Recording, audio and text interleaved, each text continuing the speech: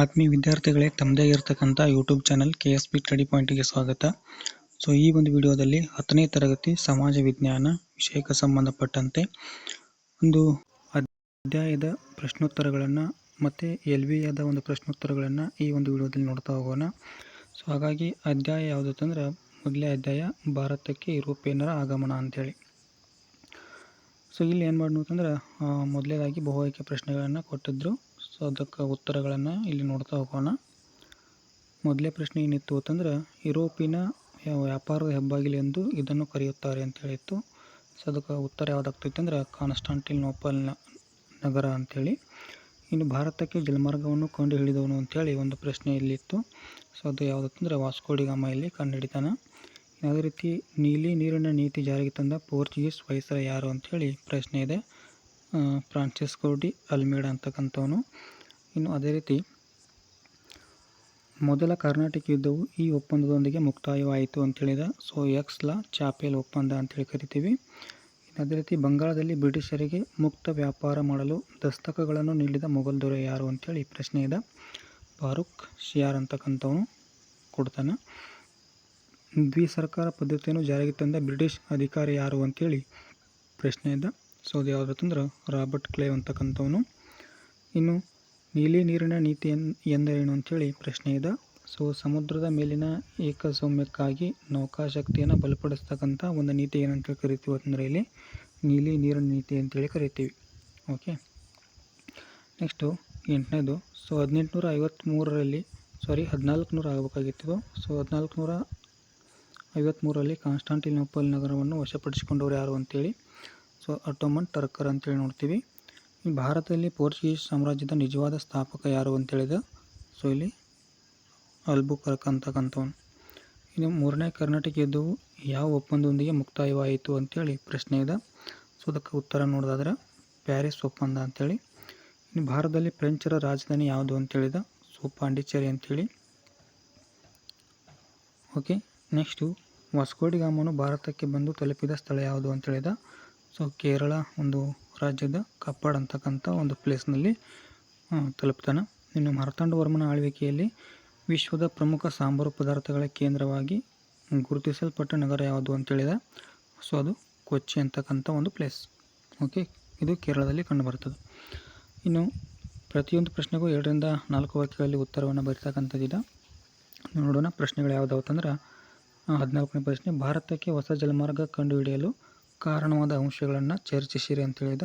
ಅಲ್ಲಿ ಉತ್ತರ ನೋಡ್ತಾ ಹೋದ್ರೆ 1453ರಲ್ಲಿ ಕಾನ್ಸ್ಟಾಂಟಿನೋಪಲ್ ನಗರ ಇದು ಟರ್ಕರ ವಶವಾಗ್ತದೆ. ಇನ್ನು ಟರ್ಕರು ಈ ಒಂದು ಕಾನ್ಸ್ಟಾಂಟಿನೋಪಲ್ದ ಮೇಲೆ ಏನು ಮಾಡ್ತಾರೆ ಅಂತಂದ್ರೆ ತೀವ್ರವಾದ ತೆರಿಗೆಯನ್ನು ವಿಧಿಸ್ತಾರೆ. ಇದರ ಪರಿಣಾಮವಾಗಿ ವರ್ತಕರಿಗೆ ಏನಾಗಲಿಲ್ಲ ಅಂತಂದ್ರೆ ವ್ಯಾಪಾರ ಅಂತಕ್ಕಂಥದ್ದು ಲಾಭದಾಯಕವಾಗಲಿಲ್ಲ. ಸ್ಪೇನ್ ಆಗಿರ್ಬೋದು, ಪೋರ್ಚುಗಲ್ ಆಗಿರ್ಬೋದು, ಆಮೇಲೆ ಇತರೆ ದೇಶಗಳಾಗಿರ್ಬೋದು, ಇಟಲಿಯ ವರ್ತಕರ ಒಂದು ಏನು ಏಕಸ್ವಾಮ್ಯ ಇದಲ್ಲ, ಅದನ್ನು ಮುರಿಯಲು ಪ್ರಯತ್ನ ಮಾಡ್ತಾರೆ. ವೈಜ್ಞಾನಿಕ ಆವಿಷ್ಕಾರಗಳಾದ ದಿಕ್ಸೂಚಿ ಆಗಿರ್ಬೋದು, ಆಸ್ಟ್ರೋಲೋಬ್ ಆಗಿರ್ಬೋದು, ಸಿಡಿಮದ್ದುಗಳಾಗಿರ್ಬೋದು, ಇವುಗಳನ್ನು ಕಂಡುಹಿಡಿತಾರೆ. ಇನ್ನು ರಾಜರು ಏನು ಮಾಡ್ತಾರೆ ಅಂತಂದ್ರೆ ಸಾಹಸಿ ನಾವಿಕರಿಗೆ ಪ್ರೋತ್ಸಾಹವನ್ನು ಕೊಡ್ತಾರೆ. ಎಲ್ಲ ಅಂಶಗಳು ಏನಂತಂದ್ರೆ ಭಾರತಕ್ಕೆ ಜಲಮಾರ್ಗ ಕಂಡುಹಿಡಿಯೋಕೆ ಕಾರಣವಾಗಿರ್ತಕ್ಕಂಥ ಅಂಶಗಳು. ಓಕೆ, ನೆಕ್ಸ್ಟ್ 15ನೇ ಪ್ರಶ್ನೆ, ದ್ವಿಸರ್ಕಾರ ಪದ್ಧತಿಯನ್ನು ವಿವರಿಸಿ ಅಂತೇಳಿದ. ಇದನ್ನು ಮೊಟ್ಟ ಮೊದಲಿಗೆ ಏನು ಮಾಡ್ತಾರೆ ಅಂತಂದ್ರೆ ಭಾರತದಲ್ಲಿ ರಾಬರ್ಟ್ ಕ್ಲೈವ್ ಏನು ಮಾಡ್ತಾನೆ ಅಂತಂದ್ರೆ ಜಾರಿಗೆ ತರ್ತಾನೆ. ಎಲ್ಲಿತ್ತಂದ್ರೆ ಬಂಗಾಳದಲ್ಲಿ ಜಾರಿಗೆ ತರ್ತಾನೆ. ಇನ್ನು 1765ರಲ್ಲಿ ಇದನ್ನು ಜಾರಿಗೆ ತರ್ತಾನೆ. ಇನ್ನು ಬ್ರಿಟಿಷರು ಏನು ಮಾಡ್ತಾರೆ ಅಂತಂದ್ರೆ ಇಲ್ಲಿ ಭೂಕಂದಾಯ ವಸೂಲಿ ಮಾಡ್ತಕ್ಕಂಥ ಹಕ್ಕನ್ನು ಪಡೆದ್ರೆ. ಇನ್ನೊಂದು ಕಡೆ ಬಂಗಾಳದ ನವಾಬನ ಏನಪ್ಪ ಅಂತಂದ್ರೆ ಆಡಳಿತ ನ್ಯಾಯ ಮೊದಲಾದ ಆಡಳಿತಾತ್ಮಕ ಕಾರ್ಯಗಳನ್ನು ನಿರ್ವಹಿಸ್ತಾನೆ. ಇದು ದ್ವಿಸರ್ಕಾರ ಪದ್ಧತಿ ಅಂತಕ್ಕಂಥದ್ದು. ಇನ್ನು 16ನೇ ಪ್ರಶ್ನೆ ನೋಡೋದಾದ್ರೆ 2ನೇ ಕರ್ನಾಟಕ ಯುದ್ಧದ ಪರಿಣಾಮಗಳು ಯಾವುವು ಅಥವಾ 2ನೇ ಕರ್ನಾಟಕ ಯುದ್ಧವನ್ನು ವಿವರಿಸಿ ಅಂತೇಳಿ ಇಲ್ಲಿ ನೋಡ್ತಾ ಹೋಗೋಣ. ಇಲ್ಲಿ ಪರಿಣಾಮಗಳು ಯಾವ ತಂದಾಗ ಪಾಂಡಿಚೇರಿ ಒಪ್ಪಂದದೊಂದಿಗೆ ಮುಕ್ತಾಯವಾಗ್ತದೆ. ಅದೇ ರೀತಿ ಫ್ರೆಂಚರು ಡುಪ್ಲೆಯನ್ನು ಏನು ಮಾಡ್ತಾರೆ ಅಂತಂದರೆ ಹಿಂದಕ್ಕೆ ಕರೆಸ್ಕೊಳ್ತಾರೆ. ಆಮೇಲೆ ಫ್ರೆಂಚರಿಗೆ ರಾಜಕೀಯ ಒಂದು ಹಿನ್ನಡೆ ಈ ಒಂದು ಯುದ್ಧ ಅಂತಕ್ಕಂಥ ತಂದು ಕೊಡ್ತದೆ. ಇನ್ನು ಬ್ರಿಟಿಷರಿಗೆ ಪ್ರತಿಷ್ಠೆಯನ್ನು ಇದು ತಂದು ಕೊಡುತ್ತದೆ. ಇದಿಷ್ಟು ಪರಿಣಾಮಗಳು. ಇನ್ನು 3ನೇ ಕರ್ನಾಟಕ ಯುದ್ಧದ ಫಲಿತಾಂಶಗಳೇನು ಅಂತೇಳಿ ಒಂದು ಪ್ರಶ್ನೆ ಇದೆ. ಇದಕ್ಕೆ ಉತ್ತರ ನೋಡೋದಾದ್ರೆ ಸರ್ ಐರ್ ಕೋಟ್ ಅಂತಕ್ಕಂಥವನು ಫ್ರೆಂಚರನ್ನು ಸೋಲಿಸಿ ಏನು ಮಾಡ್ತಾನೆ ಅಂತಂದ್ರೆ ಬೊಸ್ಸಿಯನ್ನು ಸೆರೆ ಹಿಡಿತಾನೆ. ಇನ್ನು ಅದೇ ರೀತಿ ಸೊ ಫ್ರೆಂಚರು ಭಾರತದಲ್ಲಿ ತಮ್ಮ ನೆಲೆಗಳನ್ನು ಕಳೆದುಕೊಳ್ತಾರೆ. ಇನ್ನು ಪ್ಯಾರಿಸ್ ಒಪ್ಪಂದದ ಪ್ರಕಾರ ಪಾಂಡಿಚೇರಿಯನ್ನು ಫ್ರೆಂಚರಿಗೆ ಹಿಂದಿರುಗಿಸಲಾಗ್ತದೆ. ಸೊ ದಕ್ಷಿಣ ಭಾರತದಲ್ಲಿ ಫ್ರೆಂಚರ ಏನಾಗ್ತಾರೆ ಅಂತಂದರೆ ಇಲ್ಲಿ ಸಂಪೂರ್ಣವಾಗಿ ಮೂಲೆಗುಂಪು ಆಗ್ತಾರೆ. ಇನ್ನು ಅದೇ ರೀತಿ 18ನೇ ಪ್ರಶ್ನೆ ಏನಿದೆ ಅಂತಂದ್ರೆ, ಸೊ ಬಕ್ಸರ್ ಕದನದ ಒಂದು ಕಾರಣಗಳನ್ನು ತಿಳಿಸಿ ಅಂತೇಳಿದ. ಸೊ ಮುಖ್ಯವಾಗಿ ಕಾರಣ ಏನಂತಂದ್ರೆ, ಇಲ್ಲಿ ಮೀರ್ ಕಾಸಿಮ್ ಸೊ ಬಂಗಾಳದ ಎಲ್ಲ ವ್ಯಾಪಾರದ ಏನು ಮಾಡ್ತಾನೆ ಅಂತಂದ್ರೆ ಸುಂಕ ಮುಕ್ತಗೊಳಿಸ್ತಾನೆ, ಅಂದರೆ ತೆರಿಗೆ ರಹಿತ ವ್ಯಾಪಾರ ಮಾಡಲಿಕ್ಕೆ ಅವಕಾಶ ಮಾಡಿಕೊಡ್ತಾನೆ. ಇದರ ಪರಿಣಾಮವಾಗಿ ಬ್ರಿಟಿಷರ ವ್ಯಾಪಾರಕ್ಕೆ ಏನಾಗ್ತಿಪ್ಪ ಅಂದ್ರೆ ಒಂದು ಹೊಡೆತ ಉಂಟಾಗ್ತದೆ. ಇನ್ನು ಬ್ರಿಟಿಷರು ಮೀರ್ ಕಾಸಿಮ್ನನ್ನು ಏನು ಮಾಡ್ತಾರೆ ಅಂತಂದರೆ ಇಲ್ಲಿ ಆ ಒಂದು ನವಾಬಗಿರಿಯಿಂದ ಇಳಿಸಿ ಇಲ್ಲಿ ಮೀರ್ ಜಾಫರ್ನ ಏನು ಮಾಡ್ತಾರೆ ಅಂತಂದರೆ ನವಾಬನನ್ನಾಗಿ ಮಾಡ್ತಾರೆ. ಇನ್ನು ಮೀರ್ ಕಾಸಿಮ್ನು ಸೊ ಬ್ರಿಟಿಷರ ವಿರುದ್ಧ ಸಂಘಟನಾತ್ಮಕ ಹೋರಾಟಕ್ಕೆ ಮುಂದಾಗ್ತಾನೆ. ಸೊ ಈ ರೀತಿಯಾಗಿ ಏನಪ್ಪ ಅಂದ್ರೆ ಮುಖ್ಯವಾಗಿರ್ತಕ್ಕಂಥ ಕಾರಣಗಳನ್ನು ನಾವು ಬರೀಬಹುದು. ಇನ್ನು 6 ವಾಕ್ಯಗಳಲ್ಲಿ ಉತ್ತರ ಇಲ್ಲಿ ಕೊಡ್ತಕ್ಕಂಥ ಪ್ರಶ್ನೆಗಳದಾವ. ಅದರೊಳಗೆ 19ನೇ ಪ್ರಶ್ನೆ ಯಾವುದಂದ್ರೆ ಬಕ್ಸರ್ ಕದನದ ಪರಿಣಾಮಗಳನ್ನು ತಿಳಿಸಿ ಅಂತೇಳಿ. ಸೊ ಹಾಗಾದ್ರೆ ಬಕ್ಸರ್ ಕದನ ಪರಿಣಾಮಗಳೇನಂತಂದ್ರೆ, ಬಂಗಾಳದ ಮೇಲಿನ ದಿವಾನಿ ಹಕ್ಕು ಇಲ್ಲಿ ನೀಡಲಾಗ್ತದೆ ಬ್ರಿಟಿಷರಿಗೆ. ಇನ್ನು ಅದೇ ರೀತಿ ಶಾ ಆಲಂ ಸೊ ವಾರ್ಷಿಕ 26 ಲಕ್ಷ ರೂಪಾಯಿಗಳನ್ನ ಪಡಿತಾನೆ. ಆಮೇಲೆ ಶುಜಾ ಉದ್ದೌಲನ್ನು ಕಂಪನಿಗೆ ಯುದ್ಧ ನಷ್ಟ ಪರಿಹಾರವಾಗಿ 50 ಲಕ್ಷ ರೂಪಾಯಿಯನ್ನು ಏನು ಮಾಡಬೇಕಾಗ್ತದೆ ಅಂದರೆ ಇಲ್ಲಿ ಕೊಡಬೇಕಾಗ್ತದೆ. ಇನ್ನು ಮೀರ್ ಜಾಫರ್ನ ಮಗನಿಗೆ ವಿಶ್ರಾಂತಿ ವೇತನ ಅಂತಕ್ಕಂಥದ್ದು ಕೊಡಲಾಗ್ತದೆ. ಅದೇ ರೀತಿ ಬಂಗಾಳದ ಪೂರ್ಣ ಆಡಳಿತದ ಏನಾಗ್ತಿದ್ದಪ್ಪ ಅಂತಂದರೆ ಕಂಪನಿಗೆ ಒಳಪಡುತ್ತದೆ. ರಾಬರ್ಟ್ ಕ್ಲೈವ್ ಏನು ಮಾಡ್ತಾನೆ ಅಂತಂದ್ರೆ ಇಲ್ಲಿ ದ್ವಿಸರ್ಕಾರ ಅಥವಾ ದ್ವಿಪ್ರಭುತ್ವ ಅಂತಕ್ಕಂಥದ್ದು ಜಾರಿಗೆ ತರ್ತಾನೆ 1765ರಲ್ಲಿ. ಇದಿಷ್ಟೇನಂತಂದ್ರೆ ಬಕ್ಸರ್ ಕದನದ ಪರಿಣಾಮಗಳಂತೇಳಿ. ಇನ್ನು ಪ್ಲಾಸಿ ಕದನಕ್ಕೆ ಕಾರಣ ಮತ್ತು ಪರಿಣಾಮಗಳನ್ನು ಇಲ್ಲಿ ತಿಳಿಸಿ ಅಂತೇಳಿ ಒಂದು ಪ್ರಶ್ನೆ ಇದೆ. ಸೊ ಮೊದಲನೇದಾಗಿ ಕಾರಣಗಳನ್ನು ನೋಡೋದಾದ್ರೆ, ಸೊ ಇಲ್ಲಿ ಕಾರಣಗಳು ಯಾವತ್ತಂದ್ರೆ ದಸ್ತಕಗಳ ದುರುಪಯೋಗ ಅಂತಕ್ಕಂಥದ್ದು ಒಂದಿದೆ. ಸೊ ಅನುಮತಿ ಇಲ್ಲದೆ ಕೋಟೆಯ ದುರಸ್ತಿಯಾಗಿರ್ಬೋದು. ಸೊ ಅದೇ ರೀತಿ ಕಪ್ಪು ಕೋಣೆಯ ದುರಂತ ಅಂತೇಳಿ. ಸೊ 3 ಕಾರಣಗಳದಾವ. ಇನ್ನು ಪರಿಣಾಮಗಳನ್ನು ನೋಡೋದಾದ್ರೆ, ಸಿರಾಜ್ ಉದ್ದೌಲನು ಸೊ ಯುದ್ಧದಲ್ಲಿ ಏನು ಮಾಡ್ತಾನೆ ಅಂತಂದ್ರೆ ಸೋಲ್ತಾನೆ. ಅಷ್ಟೇ ಅಲ್ಲದೆ ಮೀರ್ ಜಾಫರ್ನು ಏನಾಗ್ತಾನೆ ಅಂತಂದರೆ ಇಲ್ಲಿ ಬಂಗಾಳದ ನವಾಬನಾಗ್ತಾನೆ. ಸೊ ಅದೇ ರೀತಿ ಕಂಪ್ನಿಯು ಸೊ ಬಂಗಾಳದ ಪ್ರಾಂತ್ಯದಲ್ಲಿ ಸೊ ವ್ಯಾಪಾರ ನಡೆಸಲು ಅನಿರ್ಬಂಧಿತವಾಗಿರ್ತಕ್ಕಂಥ ಹಕ್ಕನ್ನು ಪಡೀತದೆ. ಇನ್ನು ಮೀರ್ ಜಾಫರ್ ಯುದ್ಧ ನಷ್ಟ ಪರಿಹಾರವಾಗಿ 17 ಕೋಟಿ 70 ಲಕ್ಷ ರೂಪಾಯಿಗಳನ್ನು ಇಲ್ಲಿ ಬ್ರಿಟಿಷರಿಗೆ ಕೊಡ್ತಾನೆ. ಇನ್ನು ಅದೇ ರೀತಿ ಸೊ ಈ ಒಂದು ಯುದ್ಧ ಅಂತಕ್ಕಂಥದ್ದು ಭಾರತೀಯರಲ್ಲಿದ್ದ ಅನೈಕ್ಯತೆ, ಅಸಂಘಟನೆ ಮತ್ತು ಲೋಭಿತನವನ್ನು ಏನು ಮಾಡ್ತೈತೆ ಅಂದ್ರೆ ಪ್ರದರ್ಶನ ಮಾಡ್ತದೆ. ಸೊ ಇದಿಷ್ಟು ಏನಂತಂದರೆ ಇಲ್ಲಿ ಪ್ಲಾಸಿ ಕದನ ಕಾರಣ ಮತ್ತು ಪರಿಣಾಮಗಳಂತೇಳಿ. ಓಕೆ, ಇನ್ನು 21ನೇ ಪ್ರಶ್ನೆ ನೋಡೋದಾದ್ರೆ, ಸೊ ಮಾರ್ತಾಂಡ ವರ್ಮನ ಒಂದು ಸಾಧನೆ ಅಂತೇಳಿ ಕೇಳ್ತಾರೆ. ಅಥವಾ ಇಲ್ಲಿ ಏನಂತಂದ್ರೆ ಮಾರ್ತಾಂಡ ವರ್ಮನು ಡಚ್ಚರನ್ನು ಹೇಗೆ ನಿಯಂತ್ರಿಸಿದನು ಅಂತೇಳಿ ಒಂದು ಪ್ರಶ್ನೆ. ಸೊ ಮೊದಲೇದಾಗಿ 1758ರವರೆಗೆ ವೈನಾಡ್ ಸಂಸ್ಥಾನವನ್ನು ಆಳ್ವಿಕೆ ಮಾಡಿರ್ತಕ್ಕಂಥವ್ನು ಯಾರಂತಂದರೆ ಈ ಮಾರ್ತಾಂಡ ವರ್ಮ ಅಂತಕ್ಕಂಥವನು. ಸೊ ಡಚ್ಚರಿಂದ ತನ್ನ ಸಂಸ್ಥಾನವನ್ನು ಏನು ಮಾಡ್ತಾನೆ ಅಂತಂದ್ರೆ ರಕ್ಷಿಸಿಕೊಳ್ತಾನೆ. ಇನ್ನು ರಾಜಧಾನಿಯನ್ನು ತಿರುವನಂತಪುರಕ್ಕೆ ಸ್ಥಳಾಂತರ ಮಾಡ್ತಾನೆ. ಅದೇ ರೀತಿ ಕರಿಮೆಣಸಿನ ವ್ಯಾಪಾರದಲ್ಲಿ ಹಿಡಿತವನ್ನು ಸಾಧಿಸುತ್ತಿರ್ತಕ್ಕಂಥ ಡಚ್ಚರನ್ನು ತಡೆಗಟ್ತಾನೆ. ಇನ್ನು ಡಚ್ಚರು ತಿರುವಾಂಕೂರಿನ ಮೇಲೆ ಯುದ್ಧ ಸಾರಿದಾಗ ಸೊ ಡಚ್ ಕೂಟವನ್ನು ಏನು ಮಾಡ್ತಾನೆ ಅಂತಂದರೆ ಇಲ್ಲಿ ಸೋಲಿಸ್ತಾನೆ. ಇನ್ನು ನೆಡುಮಂಗಡ, ಕೊಟ್ಟಾರಕ ಅಂತಕ್ಕಂಥ ವ್ಯಾಪಾರಿ ಕೇಂದ್ರಗಳನ್ನು ಕೂಡ ಇಲ್ಲಿ ವಶಪಡಿಸಿಕೊಳ್ತಾನೆ. ಸೊ 1741ರಲ್ಲಿ ಡಚ್ಚರ್ ಏನು ಮಾಡ್ತಾರೆ ಅಂತಂದರೆ ತಿರುವಾಂಕೂರಿನ ಮೇಲೆ ದಾಳಿ ಮಾಡಿದಾಗ ಸೊ ಅವ್ರನ್ನ ಏನು ಮಾಡ್ತಾನೆ ಅಂತಂದರೆ ಹಿಮ್ಮೆಟ್ಟಿಸ್ತಾನೆ. ಇನ್ನು 1753ರಲ್ಲಿ ಸೊ ಒಂದು ಒಪ್ಪಂದ ಮಾಡ್ಕೊಳ್ತಾರೆ ಡಚ್ಚರು. ಸೊ ಒಪ್ಪಂದವನ್ನು ಮಾಡ್ಕೊಂಡು ಏನು ಮಾಡ್ತಾರೆ ಅಂತಂದರೆ ತಮ್ಮ ಸಂಪೂರ್ಣ ಅಧಿಕಾರವನ್ನು ಮಾರ್ತಾಂಡ ವರ್ಮನಿಗೆ ಒಪ್ಪಿಸಿ ಏನು ಮಾಡ್ತಾರೆ ಅಂತಂದರೆ ಶರಣಾಗ್ತಾರೆ. ಸೊ ಇದಿಷ್ಟು ಏನಂತಂದರೆ ಮಾರ್ತಾಂಡ ವರ್ಮನು ಡಚ್ಚರನ್ನು ಹೇಗೆ ನಿಯಂತ್ರಿಸಿದನು ಅಂತಕ್ಕಂಥ ಒಂದು ಪ್ರಶ್ನೆಗೆ ಉತ್ತರವನ್ನು ಬರೀತಕ್ಕಂಥದ್ದು. ಸೊ ಇದಿಷ್ಟು ಏನಂತಂದ್ರೆ ಭಾರತಕ್ಕೆ ಯುರೋಪಿಯನ್ನರ ಆಗಮನ ಅಂತಕ್ಕಂಥ ಒಂದು ಅಧ್ಯಾಯದ LBA ಪ್ಲಸ್ ಅಭ್ಯಾಸ ಪ್ರಶ್ನೋತ್ತರಗಳನ್ನು ಸೊ ಈ ಒಂದು ಇದರಲ್ಲಿ ನೋಡಿದ್ದೀವಿ ಈಗ. ಇನ್ನು ಎರಡನೇ ಒಂದು ಅಧ್ಯಾಯವನ್ನು ಕೂಡ ಏನು ಮಾಡಿ ನೋಡ್ತಂದ್ರೆ ಇದೇ ಒಂದು ವಿಡಿಯೋದಲ್ಲಿ ನೋಡ್ತಾ ಹೋಗೋಣ. ಅದು ಯಾವುದು ಅಂತಂದ್ರೆ ಬ್ರಿಟಿಷ್ ಆಳ್ವಿಕೆ ವಿಸ್ತರಣೆ ಅಂಥೇಳಿ. ಸೊ ಇಲ್ಲಿ ಬಹು ಆಯ್ಕೆ ಪ್ರಶ್ನೆಗಳನ್ನು ಇಲ್ಲಿ ನೋಡ್ಬೋದು. ಸೊ ಇಲ್ಲಿ ಮೊದಲೇ ಒಂದು ಪ್ರಶ್ನೆ ಏನಂತಂದ್ರೆ ಮೊದಲೇ ಆಂಗ್ಲೋ ಮರಾಠ ಯುದ್ಧ ಈ ಒಂದು ಒಪ್ಪಂದದೊಂದಿಗೆ ಮುಕ್ತಾಯವಾಯಿತು ಅಂಥೇಳಿ. ಸೊ ಅದು ಒಪ್ಪಂದ ಯಾವುದಂತಂದ್ರೆ ಸಾಲ್ಬಾಯ್ ಒಪ್ಪಂದ ಅಂಥೇಳಿ.